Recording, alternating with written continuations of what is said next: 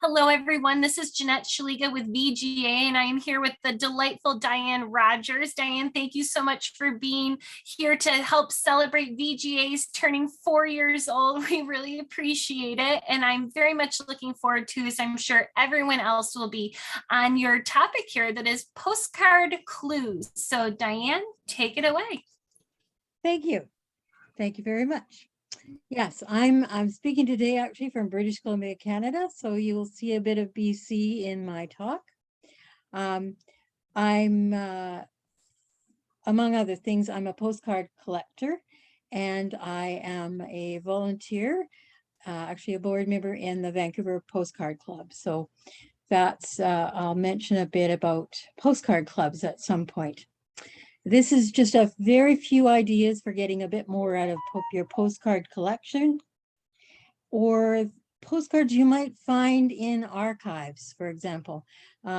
If you don't have postcards, you can look around online to see what you can find from your area and your families. Some archives now are digitizing both sides of postcards, so you can search for the names of people and the names of places, as well as the postcard. So have a look. That might be something you want to do on a dull day. One thing you often do need when you look at postcards is local and family information. And certainly the local information you can get often from postcard collectors. Most postcard collectors are happy to talk about postcards. So don't hesitate to contact a club in your neighborhood. I usually tell people, use your intuition about some things. Try to learn more about even postal regulations and a bit about stamps, that kind of thing. But also use your not necessarily your imagination, but your intuition about what might be going on with the postcard. I'm just going to show you a few cards.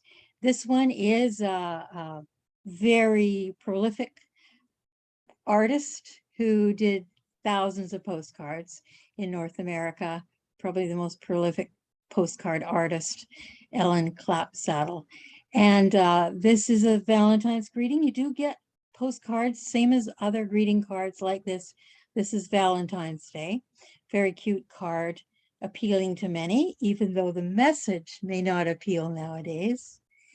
Here's the back of the card, though. Usually the back of the card is where you're going to find quite a lot of the meaty information, but don't forget to look at publishers and artists as well for dates, for example, and where they worked. That might help you with the card.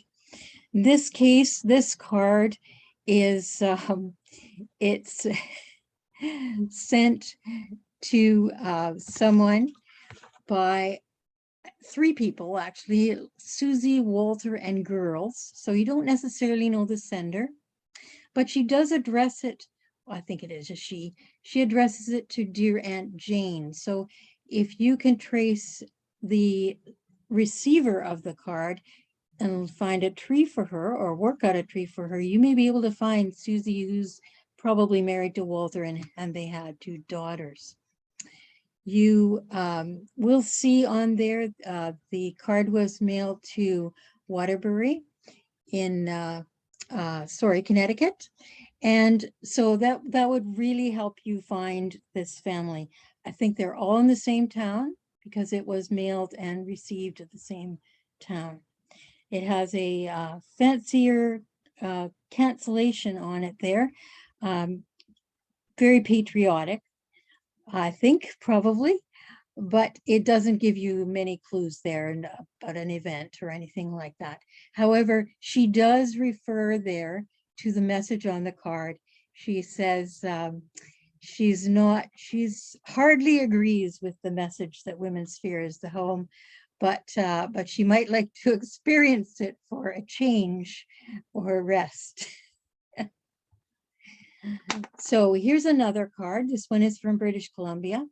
It's a very country scene, lots of cows, 2 little children, adult man and a boy standing there. You have to really look at this card to make some of them out.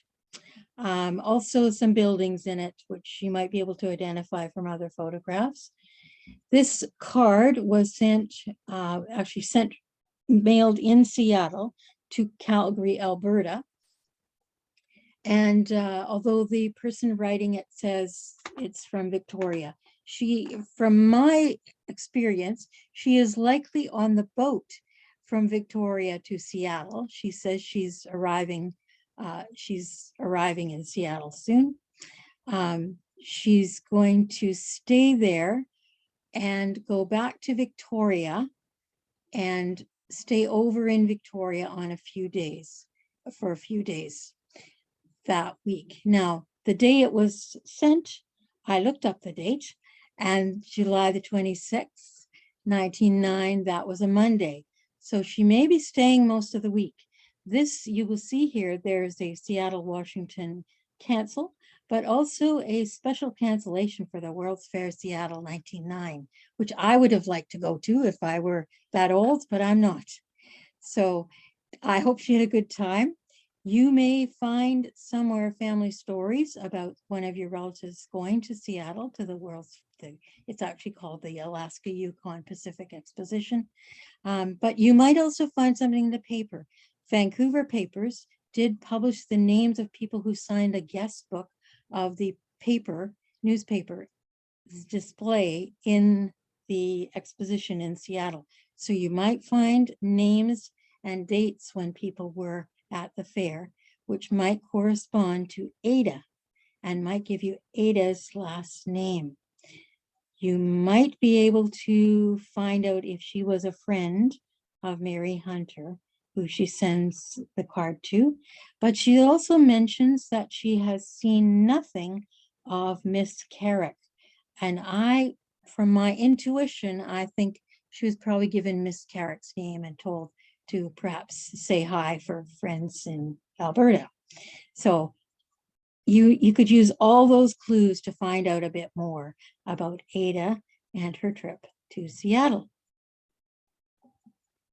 Now, here's one more card. This is a bit different. This lady, you will see Hattie Henry, who lived in Vancouver. She has her own stamp. So you would think right away, well, perhaps she's a business, or perhaps, well, why would she have a stamp?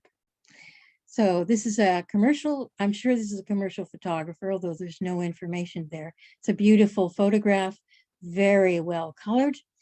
But on the back, Hattie says that she saw the receiver's name, Earl Rice in Maryland. She saw his name in Comfort this morning. Comfort is a magazine, and they had facilities for people to sign up to have pen pals, to exchange crafts, and to exchange postcards. So that's what Hattie's doing here. So she's not family, but she does know something about this person. And now you know something about both of them. They're both collectors of postcards. So she says she's sending one of her prettiest Vancouver photos, and she already has 265 postcards of different places. That's what she wants, is all different places. So she's hoping to get one from Maryland.